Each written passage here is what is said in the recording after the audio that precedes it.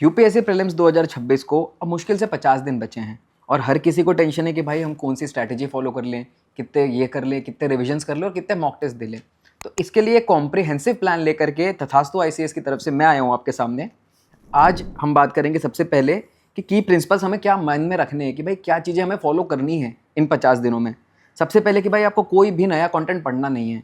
जो आपने पढ़ रखा है, जो आपने कर रखा है सफिशिएंट था और सफिशिएंट है, एग्जाम में वही आएगा तो उतना ही करना है। फिर रिवीजन के राउंड्स, अब भाई 3 से 4 रिवीजन ज़रूरी है। अब 3 से 4 रिवीजन कैसे होंगे ये अभी आगे वीडियो में हम देखते जाएंगे।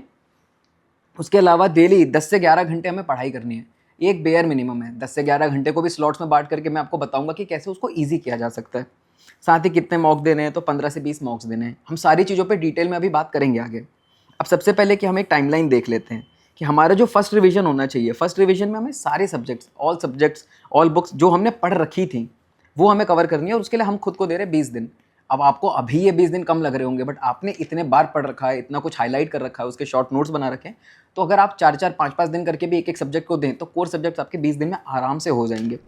फिर सेकंड रिवीजन में हम इसे तुरंत फॉलो अप करेंगे। जो हमने पिछले 20 दिनों में किया उसे ही हमें दोबारा 15 दिनों में करना है। अब क्योंकि अभी आपने 15 दिन 20 दिन इकट्ठे लगाए थे तो आपको इसमें बहुत ज़्यादा डिफिकल्टी होगी नहीं, क्योंकि आप एक्टिव और पैसिव दोनों रिकॉल साथ में यूज़ कर रहे होंगे इसमें।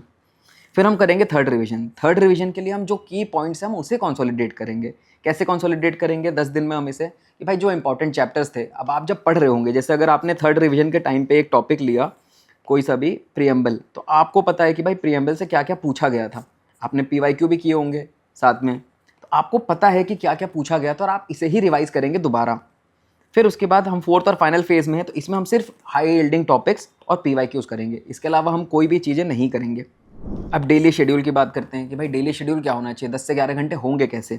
10 से 11 घंटे सबसे पहले तो भाई आप मॉर्निंग अर्ली, अगर आप सुबह जल्दी उठते हैं 5 बजे, 4 बजे, 6 बजे, आप अपने टाइम के हिसाब से इसको अल्टर कर लीजिए। बट सुबह उठ करके सबसे पहले 3 घंटे आप मोस्ट डिफिकल्ट सब्जेक्ट को दीजिए। जो भी सब्जेक्ट आपको सबसे ज़्यादा डिफिकल्ट लग रहा था आप उसे दीजिए ये टाइम। फिर उसके बाद में मोस्ट डिफिकल्ट सब्जेक्ट करने के बाद हमें टेस्ट देना है 9:30 से। शार्प यूपीएससी वाले टाइम पे रोज टेस्ट दीजिए 9:30 टू 11:30। कोशिश कीजिए कि वो सिमुलेट भी कर सको आप। उसके बाद आफ्टरनून का सेशन आप एक लीजिए जिसमें आप इजी या कंफर्टेबल सब्जेक्ट्स जो हैं आपके वो वाले सब्जेक्ट्स करें। और फिर आएंगे लेट इवनिंग में आप करंट अफेयर्स के रिवीजन करो और जो आपने मॉक टेस्ट दिए थे उसका एनालिसिस करो। अब यहाँ पे हमने एडिशनल लिखा हुआ है 4 घंटे मॉक टेस्ट और पीवाईक्यू प्रैक्टिस के लिए है। 4 घंटे यानी 2 घंटे सुबह और 2 घंटे दिन में। सी साइड भी आपको उतना ही इक्वली प्रैक्टिस करना है, पीवाईक्यूज और टेस्ट। सब्जेक्ट वाइज अगर हम देखें कि भाई प्रायोरिटी क्या है, तो सबसे ज़्यादा प्रायोरिटी मैं पॉलिटी को दूंगा। आपको भी पता है कि हर साल 14 से 17 क्वेश्चन पॉलिटी के आते हैं जो लो हैंगिंग फ्रूट्स होते हैं। इसके बाद इकोनॉमिक्स जो 12 से 15 क्वेश्चंस देते हैं। ज्योग्राफी, ये रेगुलर टॉपिक्स आते हैं, क्लाउड्स पे कभी क्वेश्चन आ रहे हैं, कभी कुछ पे आ रहे हैं, और इन क्वेश्चंस पे हमेशा फोकस यूपीएससी का कंसेप्चुअल क्लैरिटी पे होता है। और ज्योग्राफी के साथ हमेशा कंबाइन करके पढ़ना चाहिए एनवायरनमेंट, क्योंकि एनवायरनमेंट अब बहुत हैवी सब्जेक्ट हो चुका है। हर साल इसमें को और ज्योग्राफी को मिला करके लगभग 30 क्वेश्चन आते हैं। आप मोटा मोटी देखें तो ये 15 क्वेश्चन, ये 15 क्वेश्चन और ये 30 क्वेश्चन अगर हम मान लें तो ऑलमोस्ट 60 क्वेश्चंस तो सिर्फ इन 3 सब्जेक्ट्स आ रहे हैं। अगर इन्हें ही आप सही से वेटेज दे दो और सही से टाइम दे दो तो आपका मेजर प्रीलिम्स हो जाएगा। इसके अलावा हम जाते हैं मॉडर्न हिस्ट्री में 5 से 7 क्वेश्चंस आते हैं। तो की चैप्टर्स पढ़िए कि भैया कॉन्स्टिट्यूशनल डेवलपमेंट देख लिया, ट्राइबल मूवमेंट देख लिया, सोशल रिफॉर्म्स देख लिए, एनसीएम, सीडीएम, ये सारी चीज़ें कर ली। इसके अलावा साइंस एंड टेक है और करंट अफेयर्स है। अब भाई इंपॉर्टेंस तो दोनों की बहुत ज़्यादा है, बट हम बहुत ज़्यादा इस पर टाइम तो दे नहीं सकते। तो जो आपने पढ़ रखे हैं, जो भी आपने ईयरली कंपाइलेशंस पढ़ी होंगी या मंथली कंपाइलेशंस पढ़ी होंगी या खुद के नोट्स बनाए होंगे, आप बस उसे रिवाइज कर लीजिए। और बहुत डेप्थ में जाने की ज़रूरत नहीं है साइंस में, अनलेस एंड अनटिल कि आपको बहुत ज़्यादा पता हो उस बारे में। तो भी यूपीएससी ऊपर ऊपर से ही पूछती है और हमें उतना ही पता होना चाहिए जितना एग्जाम में आ रहा है। सबसे अच्छा सोर्स अगर मैं अभी बोलूँ, ये नया सोर्स अगर आपने नहीं फॉलो किया तो मत कीजिए, बट द हिंदू के जो साइंस के कंपाइलेशंस आते हैं उन पेजेस से हर साल क्वेश्चंस आते हैं एग्जाम में। इसके अलावा 2 सब्जेक्ट है, art and culture, ancient history और मेडिवल। अब इसका वेटेज तो बहुत ज़्यादा है नहीं, बट ऐसा नहीं कि कंप्लीटली स्किप कर दिया जाए। एंशिएंट और आर्ट एंड कल्चर फिर भी थोड़ा बहुत किया जा सकता है। खासतौर पर आप एनसीईआरटी के पेजेस देख लीजिए, मैप्स देख लीजिए और साइड बॉक्सेस देख लीजिए। सेम फॉर मेडिवल के लिए अगर आपने नहीं किया है या पहली बार पढ़ रहे हैं या आपने कम रिवीजन किया तो बहुत ज़्यादा टाइम मत दीजिए। आप इसके लिए कुछ ल्यूसेंट करके एक बुक आती है, ल्यूसेंट के बॉक्सेस देख लीजिए बस। उसके बॉक्सेस में जो टर्म्स दिए हैं अगर उसमें से कुछ आ गया तो आ गया, अलग से कुछ मत कीजिए। सी सेट पे आते हैं, C set a very important theme. अब इसके लिए 3 पार्ट है भाई, आरसी होता है। तो आप सबसे पहले इसमें 27 क्वेश्चंस आते हैं और इस पर अगर आपका मैथ्स और आपकी रीजनिंग उतनी ज़्यादा स्ट्रॉन्ग नहीं है तो आप इस पर फोकस कीजिए कि अगर ये 70-80% एक्यूरेसी से भी आप करते हैं तो ये आराम से आपको 22-23 क्वेश्चन सही करके देते हैं। सेम गोज़ फॉर क्वांट और एलआर। अब आप ये प्रैक्टिस कीजिए इंपॉर्टेंट टर्म्स, नंबर सिस्टम हो गया, परसेंटेज हो गया, जो ईजी लो हैंगिंग फ्रूट्स है वो वाली चीज़ें प्रैक्टिस कीजिए। एग्जाम में आपको क्वालिफाई करना है, बट 80 मार्क्स के अराउंड लेकर के आना। बॉर्डर लाइन से क्वालिफाई करने के लिए बैठोगे तो हमेशा रिस्क फैक्टर रहेगा। उसके अलावा मॉक टेस्ट हमें कैसे देने हैं भाई? मॉक टेस्ट हमारे 15 से 20 होने चाहिए इन 50 दिनों में, यानी कि एक हफ्ते में 3 देने हैं, यानी अल्टरनेटिव डेज भी आप दें और संडे को सिर्फ एनालिसिस करें तो भी चल जाएगा। मेजर फोकस होने चाहिए एफएलटीज पर और ओपन टेस्ट में। ये नहीं कि हमने उठाए और अब सेक्शनल टेस्ट लगाना चालू कर दिया। आप आराम से थोड़ा थोड़ा करके लेकिन फुल लेंथ दीजिए और ओपन टेस्ट दीजिए, और टाइम पे दीजिए 9:30 से 12:30 11:30। फिर उसके बाद फ्रीक्वेंसी मैंने आपको बता दी, टेस्ट का एनवायरनमेंट आपको बता दिया। स्कोर, अब देखो स्कोर पे फोकस रखने की कोई एक्स्ट्रा ज़रूरत नहीं है।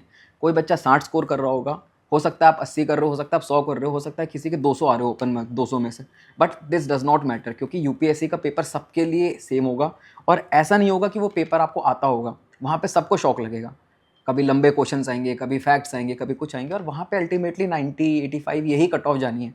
आपको वो कट ऑफ क्लियर करनी है, तो आप उस हिसाब से प्रैक्टिस कीजिए। स्कोर्स से ज़्यादा प्रोसेस पे फोकस कीजिए। अब पीवाईक्यू प्रैक्टिस की बात करते हैं। जब पीवाईक्यूज़ की बात करते हैं तो लास्ट 30 डेज़ में तो हमें मेजर फोकस रखना है पीवाईक्यू में। उसके अलावा बेनिफिट्स क्या क्या है पीवाईक्यू के, अब ये इस समय बताने की नीड तो है नहीं कि बेनिफिट्स क्या हैं, but PYQ word to word भी रिपीट होते हैं, पीवाईक्यू की थीम्स भी रिपीट होती हैं, और पीवाईक्यू के गलत ऑप्शन से भी नए क्वेश्चंस बनते हैं। तो पीवाईक्यू आपको हर साल एग्जाम में 40 नंबर देता है, तो आप उस हिसाब से पीवाईक्यूज़ एनालाइज कीजिए। अब क्या नहीं करना चाहिए लास्ट के 50 डेज़ में हमें?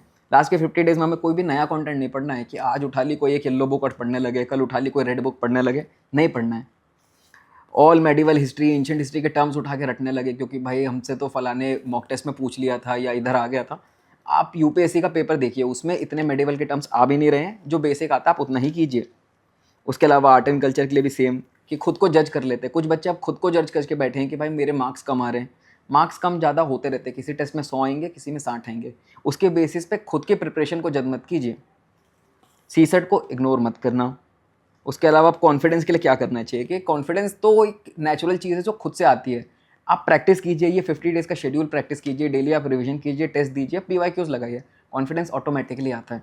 इसके अलावा फाइनल चेकलिस्ट, भाई हमने एक आर मॉडल बनाया है कि भाई आर से होता है रिवीजन, सबसे ज़्यादा रिवीजन पर फोकस कीजिए। फिर होता है रीगेन कॉन्फिडेंस, क्योंकि कॉन्फिडेंस ऊपर नीचे हो गया होगा इस समय तक। किसी को लग रहा होगा मेरे मॉक्स में मार्क अच्छे नहीं है, किसी को लग रहा होगा मैंने ये सब्जेक्ट नहीं पढ़ा, और कुछ के तो अलग ही डाउट्स होंगे कि हमने मेंस की तैयारी नहीं की है, प्री हो भी गया तो क्या करेंगे। ये सारी चीज़ों को साइड रख के कॉन्फिडेंस आप ये करो कि प्री हो गया तो मेंस तो आप कर लोगे, आपके पास दोबारा 90 डेज़ आएंगे। अगर आपने अभी तक नहीं पढ़ा था कोई चीज़ तो अब आप पढ़ लोगे, आपके पास अभी भी 50 डेज़ हैं। आप इस चीज़ पे फोकस कीजिए। और लास्ट आर होता है रिव्यू पीवाईक्यूज़ एंड प्रैक्टिस। भाई रिव्यू करो, पीवाईक्यूज़ को सिर्फ सॉल्व करना नहीं होता कि इसका आंसर सी है, इसका आंसर डी और याद कर लिया। पीवाईक्यूज़ को रिव्यू करना होता है, मतलब उसका गलत ऑप्शन गलत क्यों था, आपने कोई ऑप्शन गलत मार्क किया तो वो क्यों मार्क किया, क्या लॉजिक गलत हुआ आपका। That is how PYQs are reviewed. फिर उसके बाद आप सब्जेक्ट वाइज स्पेसिफिक टिप्स पे जाएँ, तो ये टिप्स तो आपको पीडीएफ मिल जाएगी कमेंट बॉक्स में, आप उसमें से देख लीजिएगा, उसकी लिंक्स में जा करके। एक एक सब्जेक्ट वाइज मैं अलग से तो अभी नहीं बताना चाहूँगा आपको, क्योंकि आपने खुद अपने एक पैटर्न बनाया होगा, और अगर नहीं बनाया है तो आप इसको यूज़ कर सकते हैं। इसमें कुछ इंपॉर्टेंट टॉपिक्स है, बट ये कॉम्प्रिहेंसिव लिस्ट नहीं है, आपको और भी चीज़ें पढ़नी पड़ेंगी। वीक बाय वीक भी शेड्यूल बना करके एक दिया है कि भाई वीक 1 में क्या करना है, कि फर्स्ट रिवीजन करने, कोर सब्जेक्ट पढ़ो, इसमें मॉक टेस्ट 1 और 2 दो। वीक 2 में जब जाते हो तो टेस्ट 3 4 5 दो, और फर्स्ट वाला जो आपका रिवीजन चल रहा था वो कंटिन्यू रहेगा। वीक 3 में आए तो सेकंड रिवीजन चालू हो जाएगा यहाँ पे, और साथ ही साथ आप मॉक टेस्ट आगे बढ़ते जाएंगे। इस तरीके से अब मैंने एक वीकली भी डिवाइड कर दिया है। और फाइनल 5 डेज़ जो हैं, जो लास्ट के 5 डेज़ होंगे, उसमें हमें क्या करना है भाई, उसमें मेजरली हमें पीवाईक्यूज़ करना है सब्जेक्ट वाइज लेकर के, पर रिवीजन करना है पीवाईक्यूज़ का। ऐसा नहीं कि पीवाईक्यूज़ उठाए और सॉल्व करने लगे।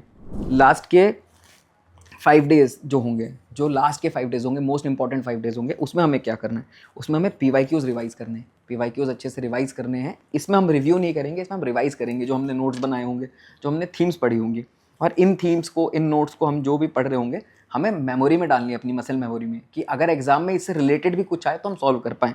और फाइनली अगर मैं बात करूँ कि भाई ये 50 दिन बहुत क्रूशियल हैं, क्योंकि यही आपको बनाएंगे या बिगाड़ेंगे। बहुत लोग गिव अप कर देंगे, आपको बस 50 दिन की ये स्ट्रैटेजी फॉलो करनी है। आपने अगर ये फॉलो कर ली तो आप 99% चांसेस हैं कि आप मेंस लिख रहे हैं।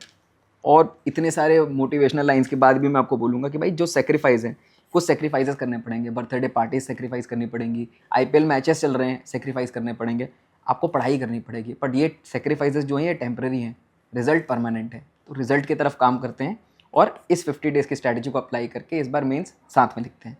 All the best.